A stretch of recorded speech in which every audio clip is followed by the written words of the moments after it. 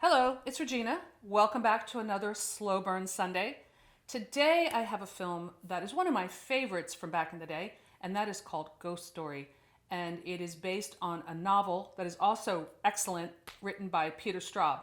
Now, I went through all my books. I know I have that paperback somewhere. I couldn't find it. I really need to organize my library. Everything's a mess. So I have to spend one of those days. Maybe I'll do a video about that. How boring would that be? Okay, whoa. Books are dropping everywhere. So, again, this will, like my other videos, contain spoilers. So, this story, I remember seeing this movie in the movie theater, and it came out in 1981. A supernatural horror film directed by John Irvin and starring, and I love the cast because it's old, a lot of movie stars from back in the day. Fred Astaire, Melvin Douglas, who was in the movie I did before, which is The Changeling. This was Melvin Douglas's last film. Douglas Fairbanks Jr., he was like a very handsome star back in the day. He was married to Joan Crawford. I have to say, in this film, he's still really good looking. I don't know, maybe I'm showing my age, but I was like, damn, he's handsome. And John Houseman, who comes from a theater background. He was a teacher at Juilliard in the theater department, who then went on to star in, he kind of had an acting career in films later in his life. He was the professor in Paper Chase, in a great movie, and a lot of other films. And so it's really a treat in this film to see those actors. And they play a group of men who are part of what is called the Chowder Society. The book is excellent. I read it back when it came out, and I read it a few years ago, and I'm thinking I'm going to give that another read. If you're looking for a good book about the winter, and it really describes this New England town like blanketed with this heavy snow that just feels suffocating. It kind of has like a Salem's Lot feeling to it, like a town experiencing this evil. Definitely read Ghost Story. The book is very chilling and beautifully written. And of all the Peter Straub books that I've read, and I haven't read all of his books, that is high on the list. It's my favorite. But the movie is great too. It's not a perfect film, but the good is worth the parts that maybe seem a little like cheesy. So the Chowder Society, it begins with this group of older gentlemen who hang out in their one of their Victorian parlors, and drink brandy and smoke cigars and wear tuxedos. And I love the kind of formality that they have. And they tell ghost stories. And this is like a tradition that they do. I think they meet every month. And you can tell that these ghost stories are actually affecting their health. One of the wives is played by an old Hollywood actress too, Patricia Neal. And in this group of men, the alpha is played by John Houseman. His name's Sears James. And he's the lawyer, and his partner is Ricky, played by Fred Astaire. And the doctor is played by Melvin Douglas, and the mayor of the town is played by Douglas Fairbanks Jr. So there's something terribly wrong. All these older men are having like nightmares. It's affecting their health. Their wives are getting upset with them, with their secret Chowder Society. And in the midst of all of this, it flashes to another scene. And this, like, I guess now the special effects of this seem silly, but I remember seeing this in the movie theater. It was very shocking.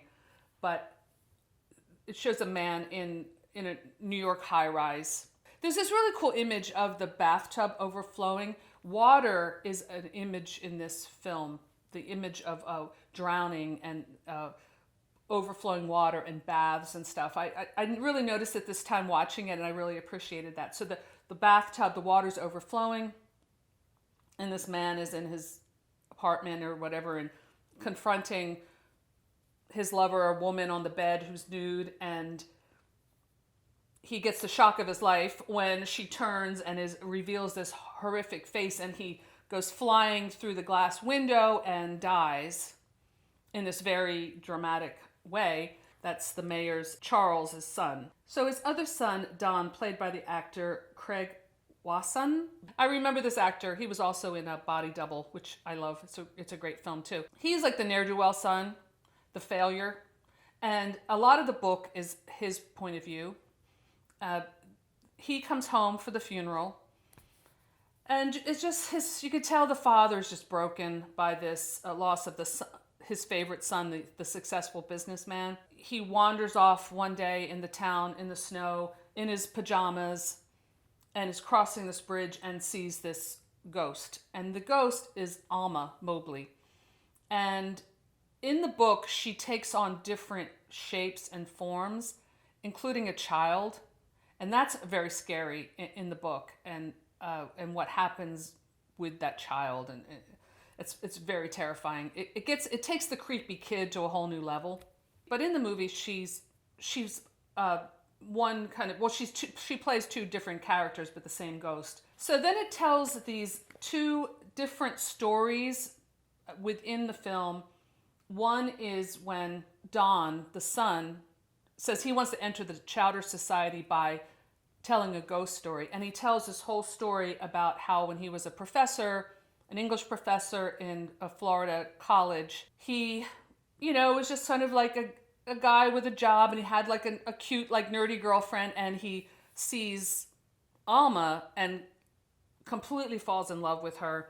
And she's irresistible. She's beautiful. She's highly sexual and strange and mysterious. And the book does a really beautiful job with that whole section. In fact, that's my favorite part of the book. So Don completely falls in love with Alma, but she starts acting weird, including the scene in the bathtub. He starts seeing that Alma is beautiful and as alluring as she is, she's pretty damn weird too. She goes into these strange fits and kind of fugue states, and they're going to get married, but he's like, there's one thing that she does that he's just like, she's being too weird.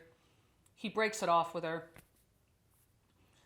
His whole life goes down the drain, and then she finds the brother in New York and starts an affair with him, and that's when it results in him falling out of the window. So it's done kind of out of sequence. So then the Chowder Society tell Don, I think it's in that order, their story about how they knew this woman. And it does this beautiful flashback sequence. Again, a beautifully filmed.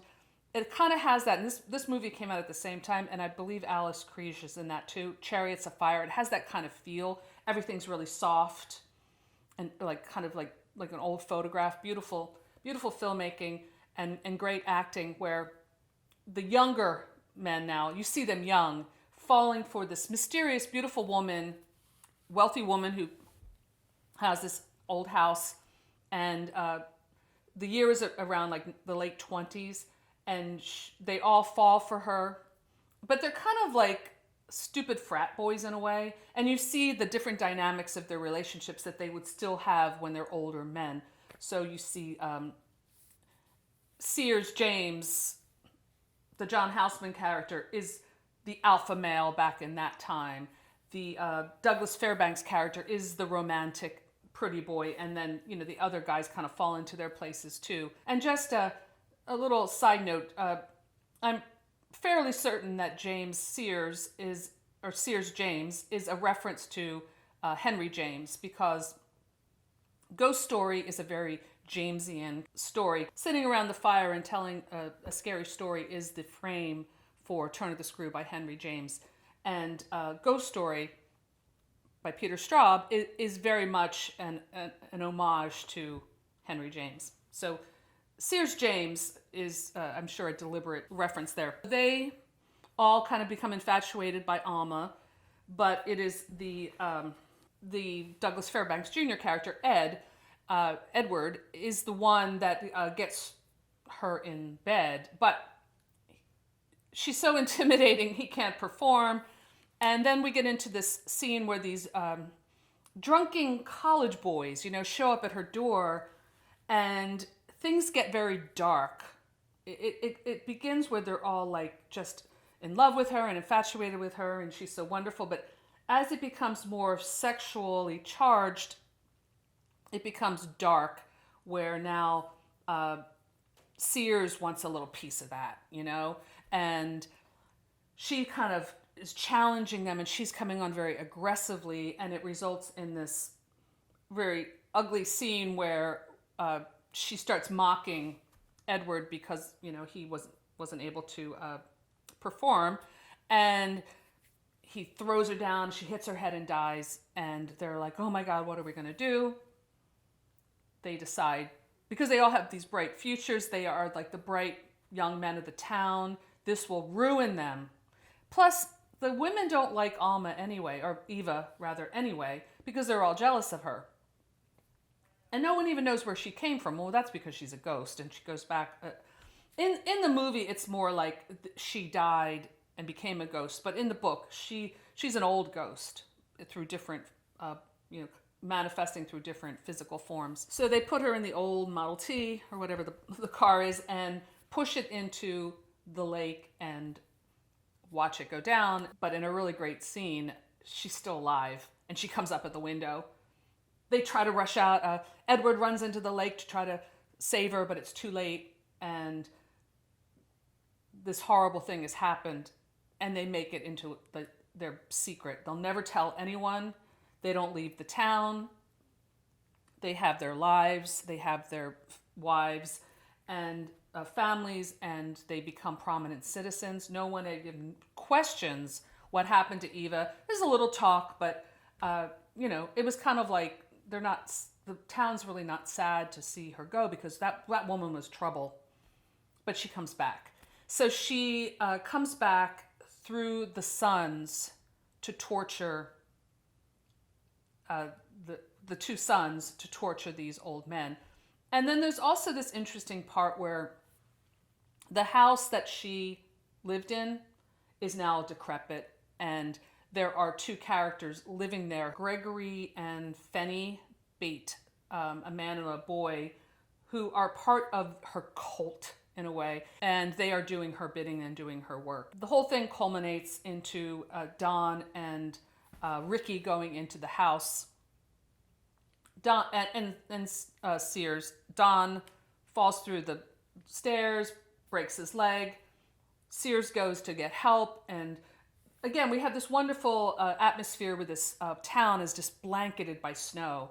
And the town, it has this like Currier and Ives kind of quaintness, but it is there's like an evil there, and there's the snow is part of that atmosphere, creating this oppression and danger and like a lack of escape, if that makes sense. Like it's almost, you're snowed in, and that is also great for the image of the telling the ghost stories around the fire. When there's snow, it's snowing outside. It really has that great feeling. Like I said, if you're looking for a good book to read or a movie to watch in the winter, this is a good choice. Both the film and the book. So anyway, Don's laying there. So Sears drives off. Alma's ghost appears Eva's a ghost appears in the road. He skids off, and little Fenny kills him, we assume, in his Rolls Royce. And then we're left with Ricky and Don in the house. I think it's Ricky or maybe Don, I don't remember, who remembers that, well, she's in the lake. She's in the lake. If we get her ghost out of the lake and expose it to the light, we will release her. So he leaves Don there. And this is maybe where it gets a little bit like improbable, that the suspension of disbelief kind of gets some cracks in it here, but we're going to go with it. They pull the car out of the lake just as Alma now appears in her wedding dress, because she and Don were supposed to get married. She wants to marry him now by killing him and bringing him into her world, where the Bates are, where she's promised them eternal life. So they drag the car from the lake, open the door, and in a very cool little effect, the decrepit ghost is still alive and rotting, and she falls out and